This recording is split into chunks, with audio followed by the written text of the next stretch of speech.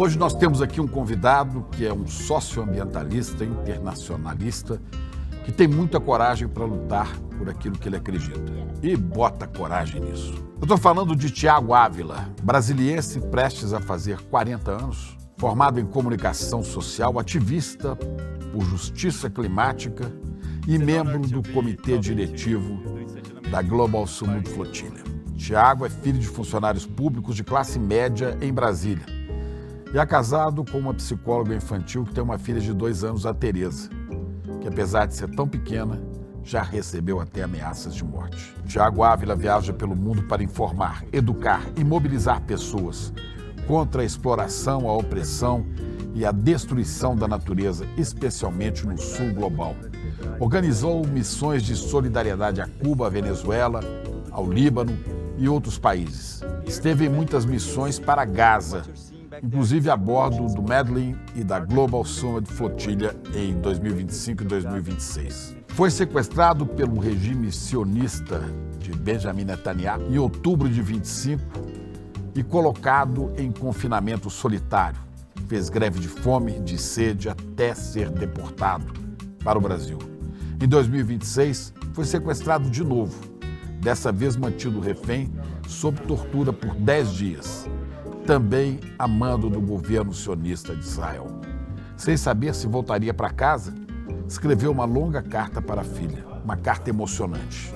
Ela diz, entre outras coisas: hoje mais de 1 milhão de crianças estão sofrendo um genocídio e eu sinto muito por não estar em casa com você agora. Infelizmente, seu pai, sua mãe e tantas pessoas ao redor do mundo entenderam a tarefa histórica que temos, a responsabilidade de cumprir. Tenho certeza que você sente muita saudade de mim. Todos os pais e mães de crianças palestinas também sentem muitas saudades delas e dariam qualquer coisa para viver uma vida de amor, de felicidade e alegria que todo ser humano merece, independentemente de raça e religião, etnia ou qualquer outra característica. Eu espero que você um dia entenda que por eu te amar tanto, não havia nada mais perigoso para você e para outras crianças do que viver em um mundo que aceita o genocídio. Tá aí um trecho dessa carta que emociona e que mostra que esse papo aqui vai ser interessante.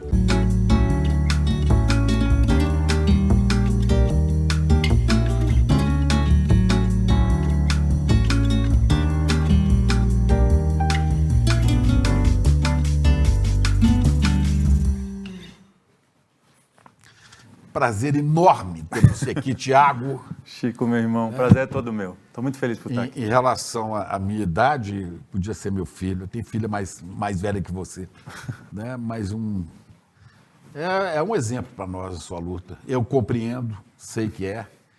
E falando de você e vendo os seus combates, é inevitável que eu me lembre e não se sinta tão... Mas é inevitável que eu me lembre de Bertolt Brecht. Né? Há homens que lutam um dia e são bons. Há outros que lutam vários dias e são melhores. Há outros que lutam 1 ano e são muito bons, mas alguns lutam a vida inteira e são imprescindíveis. É por te perceber como alguém imprescindível para o momento em que vivemos, você e outras pessoas, inclusive gente que está com você aqui. Chico, muito obrigado. Eu resolvi te chamar. Muito obrigado, muito obrigado. Eu acredito, lembrando do Brecht também, que essa caminhada de vida vai trazendo para a gente, mesmo em situações difíceis, vai trazendo o otimismo, que a gente vai vendo que a gente tem potencial de mudar as coisas, né? E o Brecht dizia, nada deve parecer impossível de mudar, mesmo em situações muito difíceis. Então, mais uma entre milhões de pessoas que decidiram se levantar, né? E você não está sozinho, você sabe. Não, de jeito nenhum. Em todos os níveis você tem parceria, você tem ombro colado com o seu, né? Como é que começa essa história? Você estudou comunicação, né? Sim. Chico, eu tenho 39 anos, né? Vou fazer 40 anos agora. Eu tinha 18 anos... 40 anos? No dia 26 de agosto. 26 de agosto. Quando eu tinha 18 anos, eu me dei conta que essa sociedade não é feita pra gente, que eu não queria viver minha vida competindo com meu irmão, com a minha irmã do lado. Você tinha 18? 18. Você já tinha escolhido fazer curso de comunicação? Já tinha. Você queria ser jornalista? Eu sou neurodivergente e eu nunca me adaptei ao sistema de ensino. Então eu queria pular logo o sistema de ensino formal e ir para a universidade, porque ali pelo menos eu escolhia um pouquinho mais e mesmo assim não me adaptava. E aí, bom, concluí, mas de todo jeito, quando eu escolhi naquele caminho, eu entendi que a comunicação era algo fundamental para a sociedade, os debates de comunicação, de hegemonia, da indústria cultural, tudo aquilo me fascinava de uma forma que eu entendia como Gramsci dizia, né? Uma das formas de manter hegemonia na sociedade é a partir do consentimento. E o controle ideológico era chave. Eu fui entendendo, a partir dos estudos também na universidade, que a sociedade não era feita para a gente, cara. Que eu não queria competir com as pessoas, que eu não queria acumular bem material e que aquilo ali ia me fazer feliz. Eu acreditava que eu precisava entender o que era de verdade o mundo. E eu fui educado numa educação colonizada do sul global, num país colonizado também, na periferia do sistema que a gente vive, e ensinado a conhecer todos os bairros de Nova York, ensinado a conhecer todos os rios da Europa, ensinado que Estados Unidos era... Você era bom disso, de estudar, saber essas coisas todas que a escola ensina? Olha, Neurodivergente. Então, eu tinha uma relação muito conflituosa com o sistema de ensino e minha irmã é uma gênia, é provavelmente a pessoa mais inteligente que eu conheço. Então, a gente tinha uma coisa, minha irmã é 1 ano e 9 meses mais velha que eu. Toda vez que a escola ligava lá em casa, ou era porque minha irmã tinha ganhado um prêmio nacional ou internacional, ou era porque eu estava suspenso ou expulso. Então era sempre uma situação assim. Minha irmã chegava antes de mim nas escolas e ela ganhava bolsa e fazia tudo. E quando eu chegava, as pessoas falavam, você é irmão da Luana. Aí dava uma semana e falava, você é irmão da Luana? Então minha relação com o estudo e com nota era assim, ou eu tirava 10, porque me interessava muito e eu amava aquilo, ou eu tirava 0. Então era muito ruim.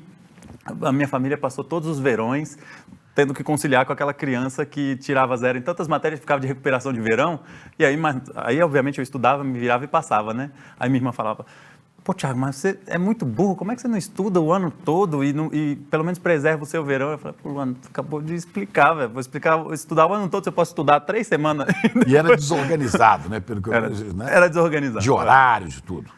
A minha vida era muito caótica quando eu era criança. Apesar de ter tido privilégios de uma vida no Distrito Federal, a minha mãe e meu pai fizeram de tudo para me criar bem, me criar com um bom coração. Meus pais não vêm de uma militância política, embora na juventude deles também tivessem sido, viveram as diretas, viveram todos os processos, mas eles... Não tinha uma militância política, ideológica, nada? Não. Quando eu comecei a militar, eu não conhecia ninguém que militava. E as pessoas estranhavam muito. Achavam que eu tinha endoidado, achavam que era uma fase de uma semana. Mas já era na faculdade, não? Já era. Eu já estava... Foi a minha professora de comunicação na universidade que levou toda a nossa sala para assistir o Diário de Motocicleta, do Walter Salles. Ah, sim. E aí, naquele dia, eu também passei na banca... A história, para quem não viu, recomendo que veja, tem aí para assistir, né?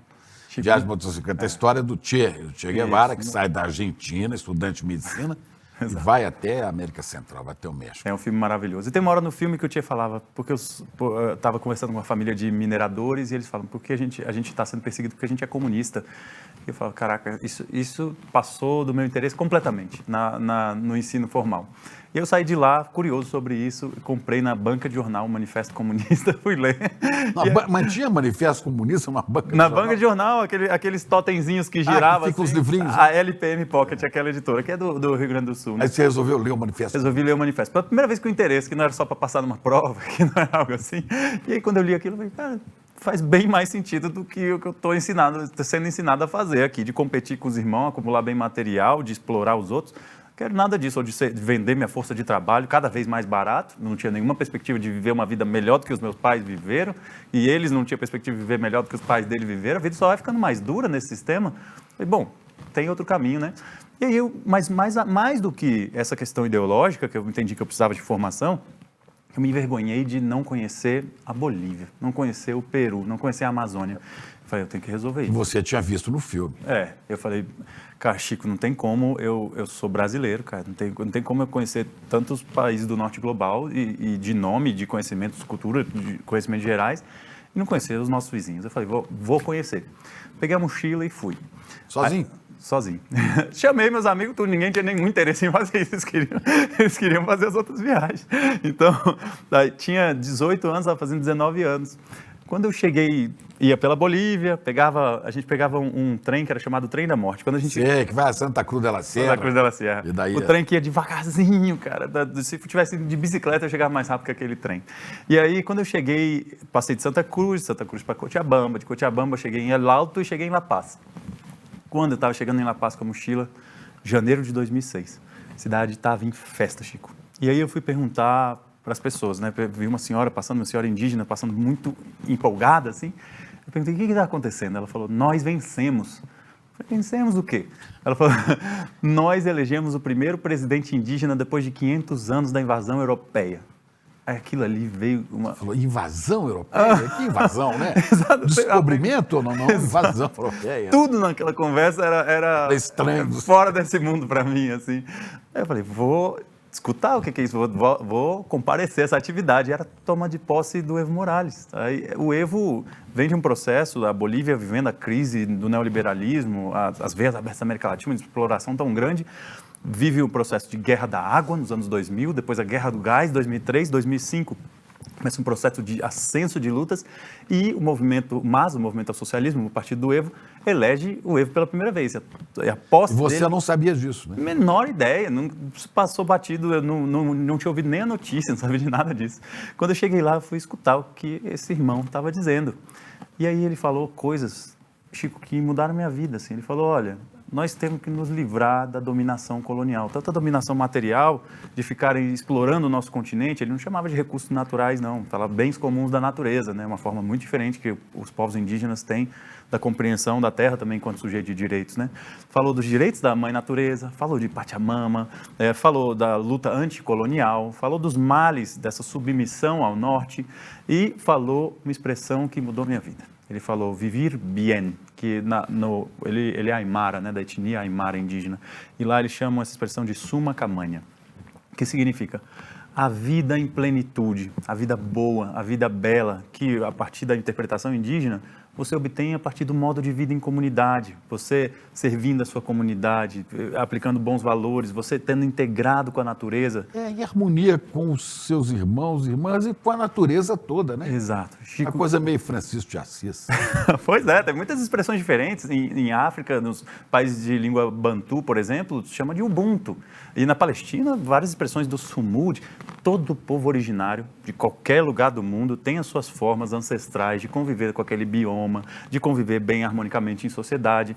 Esses são os bons conviveres dessa síntese do bem viver, que é uma síntese muito forte latino-americana, mas que está em tudo quanto é lugar do mundo. Eu ouvi isso pela primeira vez. Pelo qual vale a pena viver, né? Demais. E lutar. E aí eu comecei a pensar, cara, então tem caminho para essa barbárie, essa selvageria do sistema que explora, que oprime, que destrói a natureza, tem outro caminho que não esse? Aí eu falei, pô, eu gostaria de fazer isso da vida. Finalmente alguma coisa fazia sentido, preencher um vazio existencial. Eu falei, cara, não tem nada mais importante do que ver as futuras gerações escapando da destruição ambiental planetária, que as pessoas não ficassem sucumbindo a um adoecimento mental, sabendo que essa sociedade não foi feita para elas. Eu falei, pô, quero fazer isso, velho. Aí eu falei, poxa, mas será que é possível? Naquela época a América Latina estava toda em luta, né? E derrotando o imperialismo, a colonização de tantas formas. Eu falei, é possível sim. Então, aqui essas experiências. Comecei a ler a história e ver a Revolução Russa, a Revolução Chinesa, a Revolução Cubana, a resistência no Vietnã, né? E tantos outros processos interessantíssimos. Eu falei, ué, então a verdade é que a história não é esse mundo quieto, tempo quieto, liderado por presidentes benevolentes dos Estados Unidos ou famílias de banqueiros europeus, britânicos. A história é uma história de muita luta, né? Isso nunca foi passado para mim, pelo menos eu nunca entendia. Eu ouvia as revoltas populares no Brasil, tinha que decorar. Quando foi a balaiada, a cabanagem, Confederação do Equador, Quilombo dos Palmares, era decorar para passar na prova. Cara, quando eu comecei a ler aquilo... Mas quando tem tanta coisa dentro, né? Os malês, canudos, exato, né? Exato. Canudos. Quanta gente, né, deu a vida por acreditar em outras coisas. Coisa linda, Chico. E quando eu falei que tinha um sonho de te entrevistar aqui, né, é essa coisa. Mas por que esse cara faz isso tudo? Por que esse cara coloca a vida em risco e acaba preso lá em Israel, lutando por um povo que nem é do país dele, de Gaza? Que loucura é essa? Vou te contar, Chico, que nas 3 vezes que eu estive nas masmorras de Israel, em prisões de segurança máxima, às vezes até em solitária, os interrogadores, às vezes até os torturadores, eles não entendiam. Isso não entra na cabeça deles. Sei. Eles falam, por quê? Não estou acreditando que você não ganha dinheiro com isso. Não estou acreditando que você não tem interesse, que você não quer se beneficiar individualmente. E tudo que eu dizia era, não sou só eu. Conversa com as outras 600 pessoas que vocês também prenderam na nossa missão humanitária. Conversa com qualquer uma delas. As pessoas poderiam estar fazendo qualquer coisa, Chico. Mas quando as pessoas entendem essa responsabilidade histórica e entendem que o povo palestino deve ter o mesmo direito de viver em paz, com dignidade, com amor, com solidariedade, com os seus direitos preservados, a partir do momento que a gente rompe essa barreira da indiferença e da distância, não tem como você não fazer nada, meu irmão. Cada vez que você encontra alguém que é solidário, que acredita na sua luta, né, é como se você estivesse se alimentando de uma força, de uma energia incrível. Exato. E quando você se conecta com os territórios e com as pessoas, muda completamente. Você não está mais falando de um estranho, cara. Você está falando de gente que você conhece, que você sabe. Eu sei, eu não tenho dúvida, eu sei que os pais das crianças de Gaza amam seus filhos tanto quanto eu amo minha filha. Eu e Lara, quando a Tereza teve dengue com 2 meses... Lara, Chico, sua minha companheira, né? Quando a Tereza tinha 2 meses de vida, pequenininha, ela teve dengue. Eu e ela ficamos desesperados, porque era um surto de dengue, né, no Brasil inteiro. E aí, queriam internar ela na UTI, a gente desesperado, poxa, no interno. Eu tinha que segurar o bracinho dela para ela tomar a injeção. Mal via veia, né? E eu tinha que segurar o braço dela, cara. E eu sentia aquilo que todos os pais falam e mães falam, que a gente quer transferir a dor pra gente, para eles não sentirem, né? E nossa, aquilo ali foi horrível. Enquanto eu estava segurando, cara, chegou uma hora que eu quase desabei, que eu pensei, nesse momento tem pais segurando seus filhos em Gaza, não para tomar uma injeção, mas para ser amputado sem anestesia. Mais de 10 mil crianças em Gaza nesses últimos 3 anos foram amputadas sem anestesia, Chico. Ninguém merece passar por isso. Aquelas pessoas têm tantos direitos quanto nós. A gente entender que a gente pode não fazer nada porque está distante de nós, entender que aquelas vidas são menos importantes que a nossa. E quando chegar a vez do Brasil? Ou alguém tem dúvida que o país que tem 1/7 da água potável no mundo, que tem a maior floresta... Quero chegar aí, mas nós, antes de passar por Gaza e chegar no Brasil, nós paramos na Bolívia. Sim. E da Bolívia você continuou viajando como Tchê? Viajei, eu conheci, acredito que eu conheço a América Latina toda. Depois eu fui a Cuba em missões de solidariedade, fui lá colher, plantar, tinha acabado de acontecer 2 furacões. Tinha uns grupos, né? Grupos de a jovens, Brigada de né? Solidariedade. Não só jovens, o Fidel falava de pessoas que são jovens há mais tempo. O Hugo Chávez falava de gente que tinha juventude acumulada. Todas as gerações vão a Cuba. Cuba faz a Revolução em 59, Chico, e entende que a solidariedade é um fator fundamental. Então, Cuba manda brigadas médicas para o mundo inteiro, brigadas educacionais que alfabetizaram pessoas no sul global como um todo, vai combater o ebola na África quando as agências internacionais estão saindo da África, vai combater até o Covid. Cuba mandou lá para a Lombardia, na Itália, para combater. Cuba manda revolucionários para lutar em Angola contra as tropas do apartheid, ajudar a libertar Angola, Namíbia e acabar com o apartheid na África do Sul. Cuba trata 26 mil crianças do desastre nuclear de Chernobyl. Cara, Cuba é o país mais solidário do mundo. E aí, gradativamente, ao longo dos anos, pessoas do mundo inteiro vão lá também retribuir essa solidariedade. Plantar, colher, conhecer as organizações. Aí você foi lá para isso. Mas quem te deu a dica? Falou, vai lá. Eu fiquei sabendo, a internet era muito diferente, eu fiquei sabendo por aquela rede social antiga, Orkut, que tinha gente mobilizando uma viagem para Cuba. Tinha acabado de acontecer 2 furacões, em 2009, o Gustav e o Ike, e destruíram muito Cuba. E eu falei, pô, quero ajudar. Nem sabia que era uma brigada com um programa que era recorrente e tal. Aí quando eu fui, eu vi esse movimento e comecei a ajudar a organizar o movimento. Aí eu falei, poxa, as pessoas iriam melhor se elas tivessem uma cartilhazinha. Então eu fazia a cartilha junto com a minha amiga Thelma. Então a gente começava a organizar um movimento de solidariedade. Esse movimento existe há anos e tem vários anos que eu apoio esse movimento também. Então a gente passou a mandar a gente para Cuba, se mobilizar para ir apoiar. A primeira vez que você foi lá foi quando? 2009. Depois de Você foi logo depois da Bolívia, né? Depois da Bolívia, quando eu voltei para o Brasil, eu também me dediquei a conhecer o nosso país. E aí eu ia para os territórios indígenas, para os territórios camponeses, para as lutas nas periferias urbanas. Eu não tive uma entrada, Chico, na política comum ao que a gente é acostumado a ver como militante de esquerda, que se aproxima a partir do movimento estudantil universitário, se aproxima a partir do seu sindicato, do seu partido, da sua organização de bairro. Eu tive uma caminhada muito diferente e para o bem ou para o mal. Tem muita coisa ruim dessa forma que eu me aproximei. Uma coisa é a formação política. Boa parte da minha formação política nos primeiros anos era eu no hospital com a minha mãe, enquanto minha mãe estava lá na UTI, eu quando estava internada, para eu não pirar na madrugada. Ela faleceu recentemente, né? Foi, cara. Quando eu tinha 19 anos, em 2006, minha mãe teve 3 AVCs. na mesma noite, assim. A saúde enquanto mercadoria é muito difícil, né? Isso afetou muito, mudou a nossa vida. Minha mãe teve o primeiro AVC isquêmico, foi para o hospital, aquela indústria da saúde, a médica sequer aferiu a pressão dela. Falou, você está tonta, está se sentindo meio sonolenta, meio dormente, é labirintite, volta para casa, qualquer coisa você volta aqui. Ela teve 2 logo em seguida, já foi para a UTI desacordada, em coma, ficou 6 meses em coma. Isso devastou a gente, afundou nossa família numa dívida médica impagável, isso adoeceu meu pai e eu e minha irmã, eu com 19 anos, minha irmã fazendo 21, responsabilidade muito acima do que a gente tinha capacidade de lidar naquele momento. Ficamos sem chão, né? Minha mãe e meu pai, servidores públicos, meu pai hoje já aposentado, minha mãe também já era aposentado, agora, né? Nessa lógica de que a saúde enquanto mercadoria, ela não provê solução para ninguém, nem com quem alcança alguma capacidade de pagar por isso. Minha mãe, sabendo, pagou imposto a vida inteira, sabia que a saúde pública não ia atender em situação grave assim, pagava um plano de saúde privado do seu local de trabalho, no caso do funcionalismo, do judiciário, né, do TRT. E aí, na hora que ela passou a ser uma despesa médica para aquele plano de saúde, o próprio plano de saúde começou a embarrear, negar tratamento, a criar problemas. E aí ela pagou o imposto a vida toda, não teve a saúde, pagou o plano de saúde, não teve o tratamento. E a gente tinha que pagar a terceira vez e sem recurso, cara. Então foi endividando o máximo que podia. Quando chegou uma hora, 4 anos depois, meu pai já estava doente, todo mundo doente. E aí meu pai abriu o jogo pra gente, falou, gente, a gente não tem mais de onde tirar dinheiro. A gente manteve a mãe de vocês viva até aqui, mas a muito custo. A gente não acessa mais crédito, não tem nada.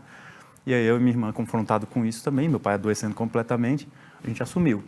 E aí a gente com essa tarefa de pagar uma dívida impagável, jovens, cara, que como qualquer outro jovem estaria preocupado com o mercado de trabalho, com as outras coisas, cuidar da mãe e pagar uma dívida impagável e responsabilizar com o mundo, com tudo que estava acontecendo no mundo, né?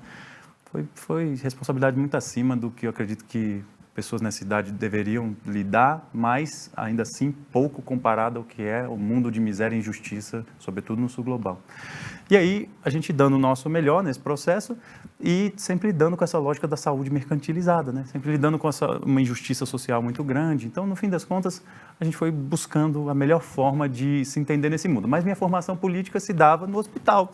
Era no hospital, nas longas noites, que eu pegava para ler Marx, para ler Gramsci, para ler Trotsky, para ler Lenin, para ler Rosa Luxemburgo, para ler Mariátegui, para ler Lukács, Fanon, para ler José Martí, enfim. E para ler Eduardo Galeano, que eu vi você citar numa entrevista, né? Eduardo As Galeano. Veias Abertas da América Latina, sem que é um dúvida. livro até pouco da minha geração. Esse livro mudou a minha vida, Chico, porque Foi o primeiro, foi por onde as veias abertas, foi nessas veias que você entrou na questão, né? Meu irmão, quando eu entendi o papel que tinha o nosso continente, o que eles chamam de divisão internacional do trabalho, né? Não só o nosso continente, mas o sul global como um todo, de que por esse sistema que a gente vive, nós que estamos na periferia, nós somos só entrega de commodity barata, às vezes força de trabalho barata, e no caso do Brasil é um grande fazendão, uma grande mina a céu aberto, um grande posto de petróleo, às vezes, dependendo da falta de regulamentação do sistema financeiro, é um grande cassino também, para especulação financeira,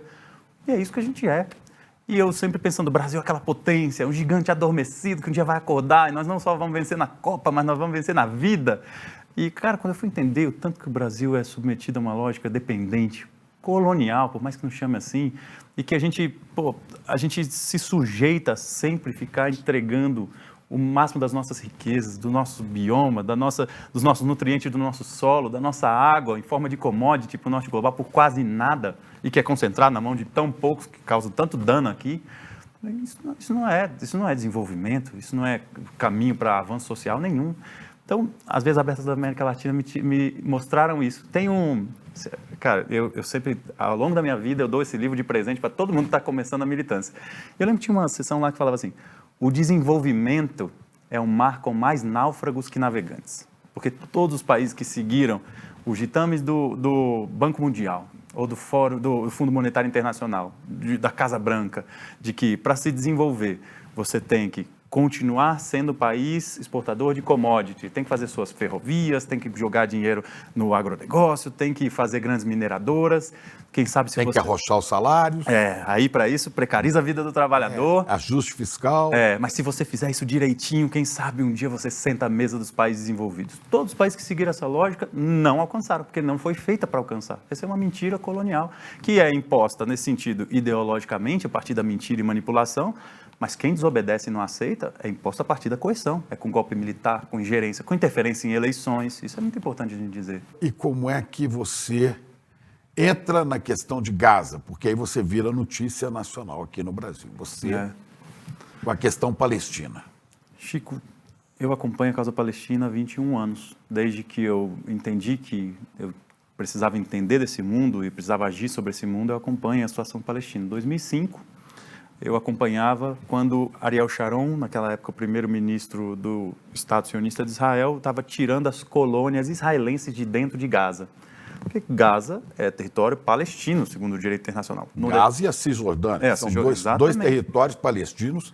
Exatamente. Dentro de Israel. Mesmo quem não tenha nenhuma perspectiva anticolonial, quem não compreenda esse processo de 8 décadas de genocídio e limpeza étnica sobre o povo palestino, quem não compreenda o papel do imperialismo britânico, hoje do imperialismo dos Estados Unidos, quem é muito formal e legalista no sentido do direito internacional deve reconhecer que Gaza e Cisjordânia são plenamente território palestino, que deve ser controlado pelos palestinos e que não deve ter colônia de nação ocupante nenhuma. E em 2005, Ariel Sharon estava tirando suas próprias colônias de Gaza. E eu não entendia por quê. Eu falei, eu não escuto o tempo todo que esse cara quer tomar, que esse povo, essa ideologia sionista. Está tirando. Eu me sentia a pessoa mais burra do mundo. Os israelenses lá de dentro, né? Aí eu falei, não, sou muito burro, tenho que estudar. E aí eu comecei a tentar entender, li muito, fiquei chocado com o que acontecia na Palestina. Aí fui ler Edward Said, fui ler os historiadores israelenses também, como Ilan Pappé e outros. Falei, nossa, é muito mais cruel do que eu pensava, o que está acontecendo com o povo palestino, muito triste. Fui ler as contribuições de Mandela sobre isso, que falava que o apartheid que a África do Sul sofria, o povo palestino sofria algo pior, que a liberdade do povo, inclusive do povo da África do Sul, mas de todos os povos do mundo, só ia ser completa quando o povo palestino também fosse livre. Fui ver que Gandhi também tinha se posicionado, falado que aquela terra era dos palestinos, independente da religião, independente do grupo étnico. Fui entender com Edward Said e com Ilan Pappé que palestinos é uma categoria de nacionalidade ali, que incluía todas as religiões, que não está falando de religião, então poderia ter palestinos muçulmanos, palestinos cristãos, palestinos judeus, palestinos sem religião. Porque antes de 1947, quando foi criada a ONU, né, aquilo ali era um território todo palestino. Exato. Cara. O Estado de Israel foi criado, inclusive, com a contribuição de um brasileiro. Oswaldo Aranha. Do Oswaldo Aranha, né? Um Estado para Israel. Né? Exatamente. Aí o Estado entra num território que é todo palestino e começa a tomar tudo, né? Toma tudo. Imagina que antes de 1947, aquela terra era Palestina histórica. Onde viviam judeus, cristãos, muçulmanos. Em paz, por diversos momentos em paz. E às vezes que não viveram em paz foi sobretudo por influência europeia. O que são as cruzadas? Se não uma tentativa de dominação europeia ali. Então, naquele momento ali, até 1947, a Palestina era o território dos palestinos. Em 1947, a ONU, com essa aberração, com uma manipulação muito grande, pega 53%, quase 54% daquela terra e fala, não, agora não é mais Palestina, agora 53% vai ser mais Israel. Da metade. Mais da metade, mas não só. As maiores reservas de água, as terras mais férteis, a maior faixa costeira e maior território contíguo. E deixa a Palestina separada territorialmente, num território muito menos fértil e sem consultar os palestinos. Mas pior que isso, depois de 1947, na semana seguinte, começa o que Ilan Pappé, um historiador israelense, diz que começa a limpeza étnica da Palestina. E os massacres se intensificam cada dia mais. E de 1947 a 1949, Israel toma 78%. Quer dizer, de 53, 54, passa para 78%, quer dizer, quase 80% do território vira Israel. E 20 anos depois, com a Guerra dos 6 Dias, em 67, toma 100%, ocupa militarmente até Cisjordânia e Gaza. E nunca mais estavam saindo, até que em 2005, nesse momento que eu fui ver na TV, eles estavam tirando as colônias de Gaza. Eu não entendi. Eu falei, ué, se eles não querem tomar tudo, por que eles estão fazendo isso? No ano seguinte eu entendi. Porque depois que eles tiraram as colônias deles, eles não tinham mais receio de bombardear Gaza. Enquanto invadiam o Líbano, bombardeavam Gaza. Eu falei, meu Deus, que Para executar o genocídio planejado. Exato. Eles não conseguiam controlar Gaza. O povo palestino, na sua ânsia por ser livre, não se submetia a eles de forma alguma. Então, eles passaram a bombardear Gaza. No ano seguinte, em 2007, pior ainda, eles cercam Gaza por terra, por ar e por mar. Chico, Gaza tem 365 quilômetros quadrados, cara. É muito menor do que a cidade de São Paulo. Para quem for do Distrito Federal, ela é do tamanho do plano piloto de Brasília. Aquela região concentrava 2,3 milhões de pessoas, uma das maiores densidades populacionais do mundo, e que nesses 3 anos Israel jogou tanta bomba, equivalente a 13 bombas de Hiroshima naquela região. Então, é um processo de violação tão grande que a partir de 2007 começa esse cerco, e no ano seguinte as pessoas começam a tentar esse processo de romper esse cerco. Cara, eu acompanhei esse cerco desde o momento que ele começou em 2007. E eu, um jovem ativista, tentando fazer o que podia, fazia camiseta, ia na manifestação, escrevia na rede social, e eu falava, gente, nós temos que fazer alguma coisa. Gaza está sob cerco há 1 semana, 2007. Gente, Gaza está sob cerco há 1 mês. Gente, Gaza está sob cerco há 6 meses. É inaceitável isso, totalmente ilegal no direito internacional. As pessoas vão morrer de fome, gente. Como é que elas vão acessar as coisas? Como é que elas vão viver sob completa dominação ali dessa força ocupante? Tem que fazer algo. 1 semana, 1 mês, 6 meses, 1 ano, 19 anos, Chico. Gaza está cercado. Isso marcou muito a minha vida. O choque que as pessoas começaram a ter 3 anos atrás, 1000 dias atrás, que está completando 1000 dias da escalada do genocídio, e desde outubro de 2023, esse choque de cadê o direito internacional? Cadê a ONU? Cadê as grandes potências globais? Cadê os Estados Unidos, que era a polícia do mundo? Esse choque eu tive 21 anos atrás, 20, 19. Eu entendi que o mundo era um espaço completamente violento, submetido com base de muita força e opressão por um sistema que, na sua essência, eu tentava entender qual é o mal. Porque eu pensava de lutas, eu pensava 1000 lutas diferentes. Eu falei, não é possível, tem que ter categorias que juntem essas coisas. Ao longo dos anos eu entendi que, pelo menos é a minha compreensão, a sociedade que a gente vive, esse sistema que a gente vive, ele explora, ele oprime e ele destrói a natureza. Todas as nossas lutas, de alguma forma, estão conectadas a essas coisas. Exploração humana e de animais não humanos, opressões de gênero, de raça, de sexualidade, de nacionalidade, todas as demais, e a destruição da natureza de forma sistêmica. Esses 3 grandes males colocam a gente sob a situação de soma de todas as crises que a gente vive hoje. Então, quando eu me dei conta dessa situação, foi lá há 21 anos atrás, eu falei, eu tenho que ser mais útil à causa palestina. Tentei ser o máximo possível, na medida das minhas capacidades, conciliando com as lutas do Brasil, com as lutas da América Latina e no melhor das minhas possibilidades. Eu sou um militante muito dedicado, muito disciplinado, eu faço isso praticamente sem nenhuma distração da minha vida. Nossos amigos me chamam, nossos militantes me chamam falam que eu sou um robô, porque escolhi esse caminho de vida e não vejo nada mais importante. E você se ligava a palestinos que estão aqui no Brasil? Sim, não só aqui no Brasil, mas também em Gaza, também na Cisjordânia. Demorei anos, mas fui à Palestina também. Essa destruição final, né? Estão acabando com tudo. Sim. Ela começa de um erro estratégico dos palestinos com os ataques do Hamas. Chico, é muito importante poder falar sobre isso. Porque o Hamas parece que acelerou o processo. Sabe, a analogia que eu tento fazer é com o Quilombo dos Palmares, por exemplo. O Quilombo dos Palmares vivia sobre cerco e ataque constante, tanto do sistema escravagista quanto do próprio Estado brasileiro, ali nesse processo de consolidação do Estado brasileiro, consolidação de forças armadas e tudo mais. Se eles ficassem sem agir naquele momento, se eles não trouxessem mais pessoas para se organizar, eles iam estar cada vez mais estrangulados dentro daquela situação. O povo palestino, eu acompanhei desde 2005, tentando todas as formas. O povo palestino, eu ensino para as pessoas sobre não violência. Eu falo da independência da Índia, com Mahatma Gandhi. Eu falo da luta pelos direitos civis nos Estados Unidos, com Martin Luther King. Mas eu cito também o povo palestino. O povo palestino tentou de todas as formas. Tentaram fazer greves de fome nas prisões, e tem quase 10 mil palestinos nas prisões de Israel, quase 400 crianças. Tentaram fazer campanhas de boicote, desinvestimento, sanções. Tentaram todas as medidas diplomáticas e judiciais no mundo, em todas as instâncias, inclusive globais. Tentaram fazer ações de agitação, tentaram produzir poesia, tentaram escrever livros, tentaram disputar academicamente, tentaram fazer ações diretas não violentas. a grande marcha do retorno que o povo palestino fez em Gaza, de 2018 a 2019, Chico, imagina, você está sob a mira dos fuzis, de snipers, de franco-atiradores que estão assassinando as pessoas na cerca de Gaza, e ainda assim, toda sexta-feira, dezenas de milhares de palestinos iam caminhar frente à cerca de Gaza.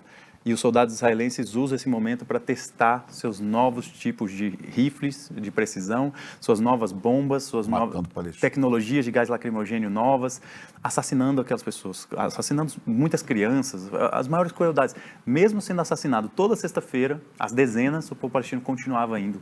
Mais de 400 pessoas foram assassinadas, milhares foram feridas, alvejadas com balas letais. Mas quando o Hamas parte para um contra-ataque, né, e evidentemente sabendo que não iam ter sucesso militar nessa história, dão um pretexto para mídia ocidental, para todo mundo dizer, está vendo? Eles é que são os violentos. Esse é que é o difícil, porque no fim o que estava acontecendo com a causa palestina era que os países árabes, que deveriam estar do lado da causa palestina, estavam fazendo acordo de normalização com Israel. A correlação de forças ficando cada vez mais difícil. Israel avançando na sua construção de hegemonia naquela região, aumentando o estrangulamento sobre Gaza. E aí o povo palestino, eu vi isso presencialmente. Assim, eu vi um soldado sionista provocando um senhor em Jerusalém. E eu falei, uma hora esse senhor não vai aguentar, ele vai fazer alguma coisa. E todos os vídeos que a gente vê de pessoas sendo assassinadas na Palestina, que eles falam que eles atacaram soldados, normalmente vem de uma provocação. Você coloca a pessoa para passar por uma violação insustentável, até a hora que você reage, eles dizem que foi você quem fez algo e que eles só estavam se defendendo.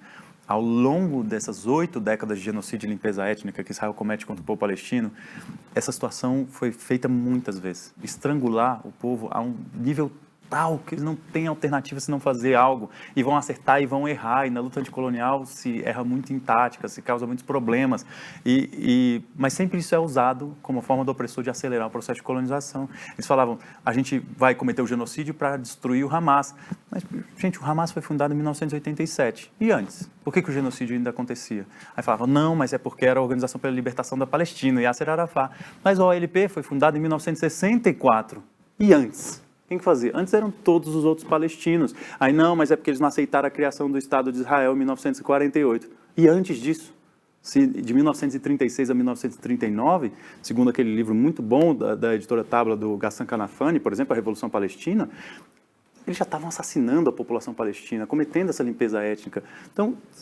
a força colonizadora sempre vai encontrar uma desculpa para estrangular as pessoas quando eles respondem, aí vai usar mais ainda isso como justificativa para intensificar suas violações.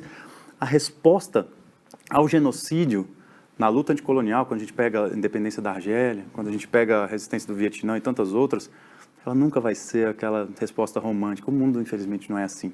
E a gente gostaria que fosse, mas a correlação de forças ali coloca esses povos sem opções e tentando encontrar a sua melhor forma de sobreviver. Eu nunca vou condenar os povos por resistir à barbárie e à violação. O crime, como diz a própria ONU, seu artigo 51 da Carta da ONU, é você colonizar um povo. Você resistir à colonização por todos os meios possíveis, inclusive armada, é um direito dos povos. Essa não é a tática que a gente usa, né? Essa não é a tática que eu treino as pessoas na flotilha para fazer. A gente usa a não violência. Mas aí, como é que você foi a primeira vez próximo a essa região e depois para a própria região? Chico, eu apliquei para a flotilha de 2010. A internet era muito diferente, era tudo diferente.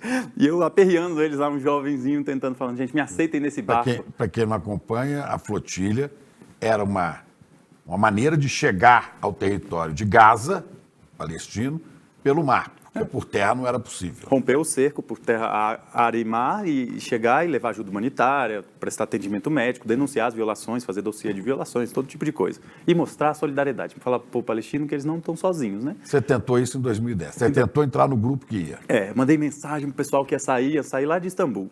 E aí eu falei para as pessoas, gente, por favor, me aceitem nessa missão, eu quero muito contribuir, eu sou um jovem que eu quero... Não tinha nenhum brasileiro? Tinha uma brasileira, mas eu não sabia. Eu estava mandando mensagem e aperreando eles, toda hora eu atualizava meu e-mail para ver se eles respondiam, até que responderam, Chico. Falaram, você pode vir, você está aceito na missão, mas você tem que pagar a sua passagem. Eu falei, aí a dívida médica, aí o jovem no mercado de trabalho super complicado, afundou esse sonho para mim. Fiquei acompanhando essa missão pela internet e pela TV. Essa missão foi atacada, cara, e Israel assassinou 10 pessoas e feriu outras 60. Dessa missão. Quando tomou o barco Mavi Marmara. Quantas pessoas estavam nessa missão? Eram mais de 700 pessoas só no barco principal e outros barcos com dezenas de outras pessoas. Barcos do mundo inteiro, gente do mundo inteiro. E a brasileira que estava lá, Yara Lee, a cineasta, foi a única que conseguiu escapar com as imagens, porque eles tomaram todas as câmeras, quebraram todas as câmeras, destruíram tudo, ela escapou com um cartão de memória e pôde contar a história desse massacre. Depois dessa missão, eu fiquei anos sem ter nenhuma relação com a flotilha. Quando escala o genocídio, eu nunca digo que começou em outubro de 2023, ele escala, porque são 8 décadas de genocídio. A forma que eu categorizo o que acontece na Palestina são 8 décadas de genocídio e limpeza étnica, que gradativamente foi constituindo naquela região um estado colonial e de apartheid, como na África do Sul, e que é regido não por uma religião, mas por uma ideologia racista e supremacista chamada sionismo. Porque eu acreditava nessas coisas, que era uma guerra religiosa, que era uma terra que está sempre em guerra, que não tem solução. Eu acreditava em tudo isso. Depois, quando eu fui estudar, quando eu fui lá, entendi que não era isso. E aí eu me conectei com as flotilhas depois da escalada do genocídio.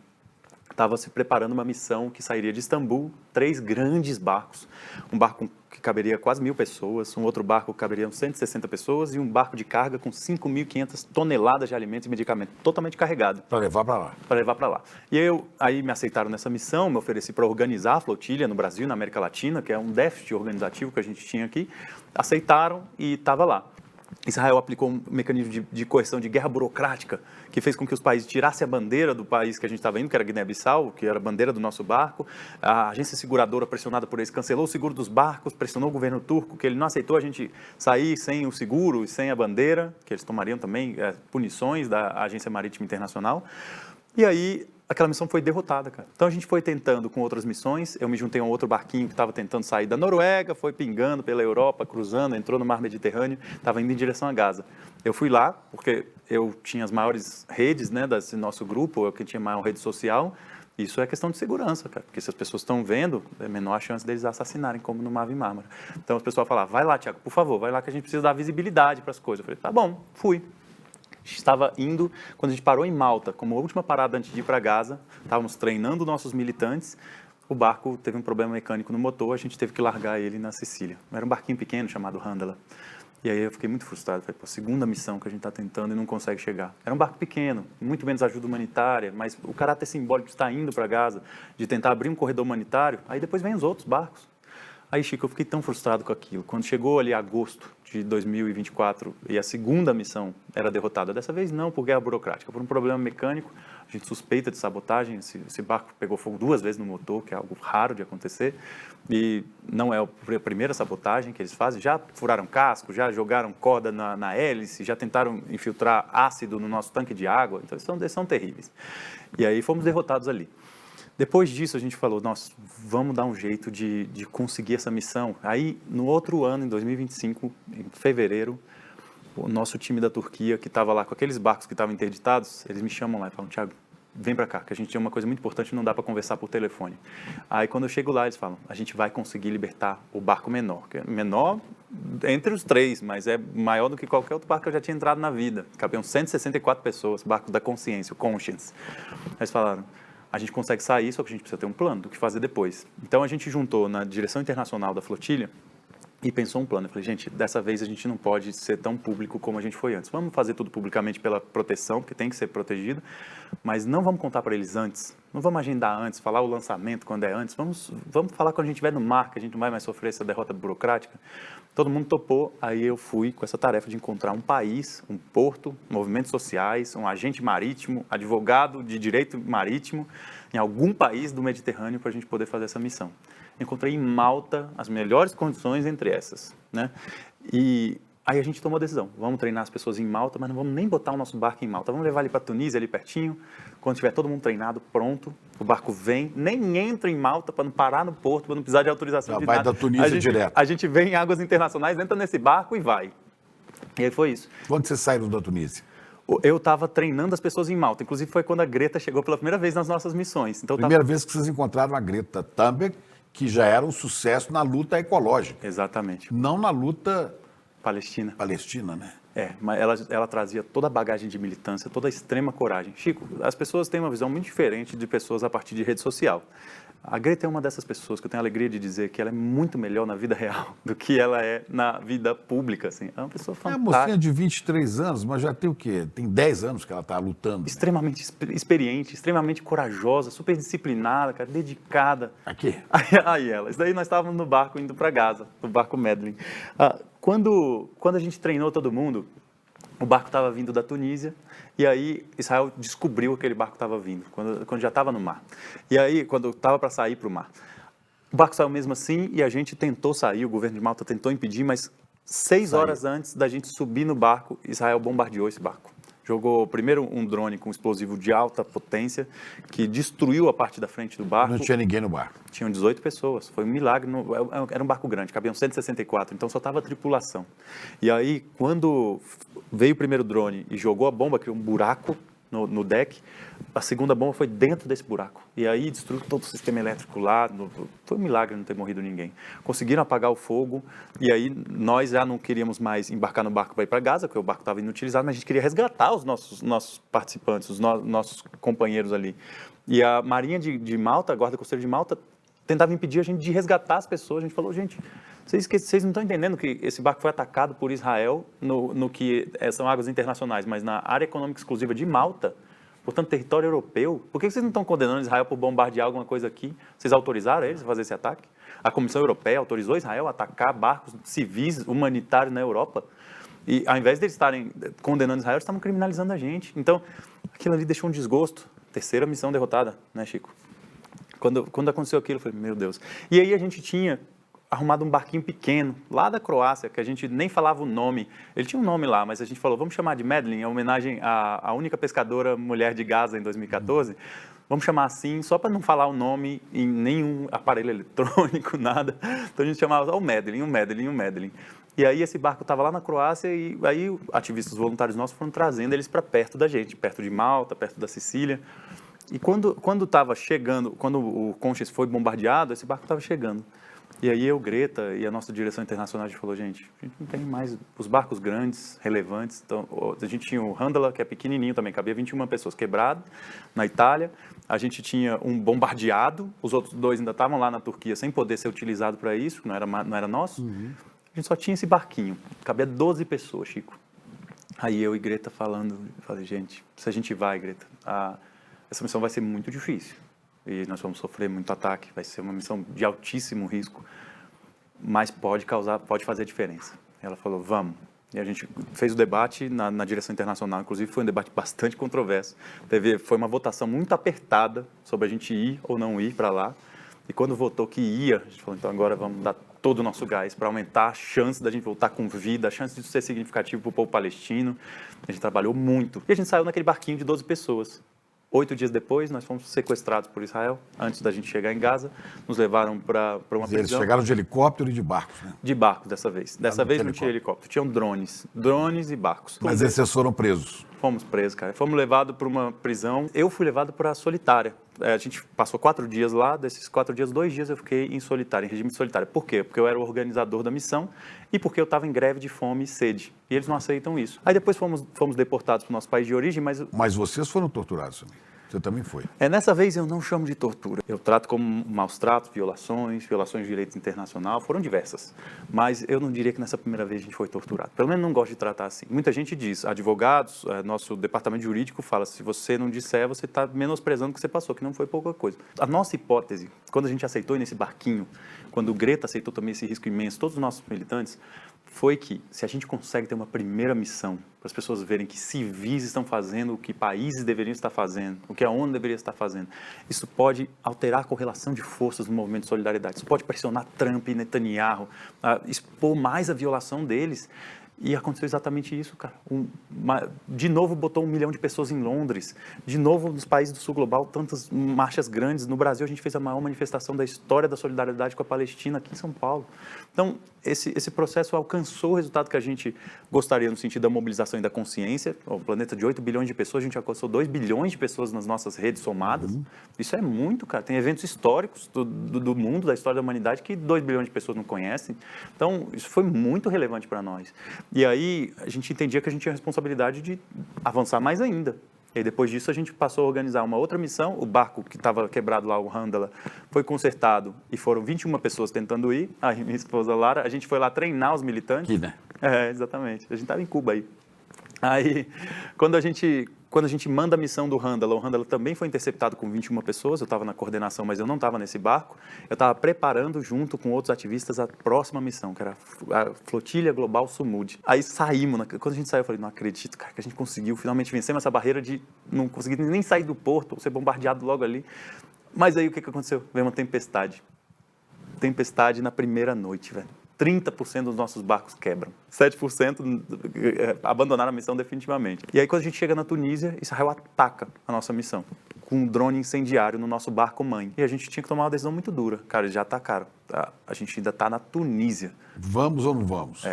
Porque depois que eles já atacaram a primeira vez, eles já estão indicando que a caminhada vai ser muito dura. Aí vocês chegaram à Itália. Chegamos na Itália, juntam mais barcos, mobiliza mais gente, treina mais gente e saímos da Itália. Quando a gente está chegando na Grécia, mais ou menos ali umas 6 horas da ilha de Creta, Israel faz 14 ataques contra nós de madrugada. 3 ataques com armas químicas, jogando coisas químicas, elementos químicos sobre os barcos, que a gente até hoje não conseguiu identificar, foi feito exame, mas até hoje não saiu o laudo final, e 11 drones explosivos, que destruíram mastros, que cortaram velas, e a gente falando com as pessoas, conversando pelo rádio, falando, por favor, se protejam, vamos seguir os nossos protocolos, de ficar todo mundo junto, abaixa as velas, porque eles estão tentando acertar as velas de vocês, a vela aumenta a área para esses drones alcançarem, para a bomba que eles estão jogando, ficar entrelaçada nas velas, e a gente tentando passar da melhor forma por essa situação. Depois disso, depois desse ataque, a gente é obrigado a parar na Grécia. A gente para na Grécia, e aí os trabalhadores portuários da Itália, que já tinham dito que se eles na Tunísia já tinham feito um comunicado, se atacar de novo, se Israel atacar de novo, nós vamos parar todos os portos da Europa e não aceitar mais embarque de nada, de nenhum barco em direção a Israel. Quando eles atacam a gente no caminho para a Grécia, os trabalhadores portuários cumprem a promessa e param tudo. Na Itália começa um processo de greve geral. Os portuários param, mas aí os rodoviários param, os metroviários param, e professores param, e trabalhadores da indústria param. Fizeram uma greve geral, Chico. A gente ouve na história das revoluções, cara, parece uma coisa muito abstrata, muito longe, velho. Cara, o povo italiano parou o país inteiro em solidariedade ao povo palestino, velho, porque não aguentava mais ver na TV crianças sendo massacradas, porque como nós morreram um pouquinho com cada uma daquelas crianças de Gaza. Aquilo ali foi uma das coisas tão bonitas, cara, que a gente tava no barco e todo mundo emocionado, fala, caraca, que coisa linda, velho, que coisa incrível, como queria que fosse no Brasil. A gente pensava isso. E aquilo ali mudou a correlação de forças, cara. A Giorgia Meloni, a chefe de Estado da Itália, é amiga de Netanyahu, aliada de Israel. O povo italiano pressionou tanto que ela falou, a gente está mandando uma embarcação militar para acompanhar a flotilha.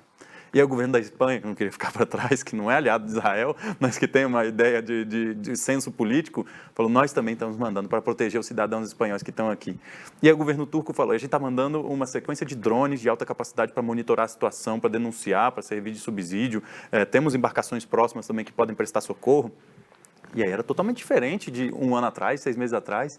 Tinha barcos militares acompanhando a gente. E todos eles falaram, a gente não vai até o final com vocês. Quando vocês chegarem ali perto de águas territoriais palestinas, vocês estão por conta de vocês. Mas aquilo ali já ia garantir a nossa segurança para chegar até lá perto. Aquilo mudou tudo, Chico. Antes a gente era completamente desconhecido, cara. A gente sofria bombardeio e ninguém sabia. Agora era outra história. E a gente tomou a decisão de ir. Estávamos chegando em Gaza, 70 milhas náuticas, quando estava lá no centro de comando, quando a equipe me chama e fala, a Marinha está contatando a gente pelo rádio, você tem que ir lá. Aí eu fui lá e eles estavam falando, você tem que recuar, você tem que entrega essa ajuda humanitária para a gente vai distribuir. Eles que estão matando as pessoas de fome. De jeito nenhum. Vocês estão vindo para uma zona de guerra, vocês precisam ir embora agora porque é ilegal o que vocês estão fazendo, vocês estão colocando a vida de vocês em risco. E aí eu tive que ser a pessoa de falar no rádio, olha, vocês estão cometendo genocídio há 8 décadas, vocês estão desrespeitando o direito internacional, nós estamos em águas internacionais, vocês não têm jurisdição aqui, nós somos protegidos pela Corte Internacional de Justiça que proíbe vocês de interceptar qualquer missão humanitária rumo a Gaza. Isso foi a decisão liminar deles do caso que a África do Sul abriu contra Israel pelo crime de genocídio. Nós não obedecemos essa ordem, porque essa ordem é ilegal e ilegítima, nós temos o direito de avançar e nós vamos avançar de forma não violenta. Qualquer crime que vocês cometam, vocês vão ser responsabilizados. Não falaram mais nada. A gente continuou indo, a gente viu pelo radar a barreira militar. E aí os barcos começaram a interceptar os nossos barcos, o nosso barco primeiro, depois interceptou todo mundo, levou para a prisão no deserto por 7 dias, aí já muito mais violentos. Foi sua segunda prisão. Aí já foram muito mais violentos, comigo bastante violentos também, por estar lá novamente. Já tinha sido banido por 100 anos de voltar lá, quando fui de novo fui banido por mais 100 anos, e falei para eles, olha, eu garanto a vocês que se vocês não pararem o genocídio, vocês estão querendo me banir por 200 anos, em menos de 200 dias nós vamos estar de volta com uma missão maior ainda do que a anterior. E aí não deu outro. Menos de 200 dias depois, nós estávamos de volta com a Global Smooth Flotilla, agora em abril e maio de 2026. E aí era a maior missão da história de novo. Quando você foi preso outra vez? Aí dessa vez... Terceira vez? Terceira vez. Como é que está a situação em Gaza? Agora já vai completar 8 meses, quase 9 meses de falso cessar-fogo, onde pessoas morrem, ajuda é impedida, terra é roubada e criminosos de guerra governam aquela região. E agora nós temos essa decisão de que nós não podemos parar a solidariedade com qualquer tática. Flotilla é uma das várias táticas. Não podemos parar a solidariedade porque o genocídio segue. Então, com barco, com marcha, com formas diversas de tentativa de atuação, a gente vai continuar. Muito obrigado, Thiago, Chico, por esse papo esclarecedor para tanta gente. muito obrigado, meu irmão. Obrigado. Nós estamos juntos. Lula e Flávio Bolsonaro. A história de Lula as pessoas conhecem bem. Já foi presidente da República várias vezes, já foi candidato mais vezes ainda, já foi investigado, foi preso, solto, teve toda a sua condenação anulada, tem suas virtudes e seus defeitos, e as pessoas com tanta informação desenvolveram uma opinião a respeito dele. E Flávio Bolsonaro? Qual é a história de Flávio Bolsonaro? Quase ninguém sabe. Já ouviram falar dos casos de rachadinha, da loja de chocolate, etc. Mas será que a história de Flávio Bolsonaro é só essa? Será que ele é o herdeiro moderado de Jair Bolsonaro? O Bolsonaro light? Ou será que tem muito mais coisa nessa história? Numa investigação inédita feita pelo ICL, as pessoas que fizeram parte do núcleo político e do núcleo de poder do bolsonarismo finalmente resolveram falar. E o que vocês vão ouvir no documentário que o ICL vai exibir dia 23 de julho, às 8 horas da noite, é escabroso, horrível, assustador. Aliás, vocês vão ouvir e decidam vocês mesmos. A única coisa que não podemos é saber a história verdadeira de uma das pessoas que disputam o poder máximo desse país. Se você quiser assistir esse documentário exclusivo do ICL, clique no link aqui embaixo, adquira o seu ingresso gratuitamente e participe com a gente desse momento.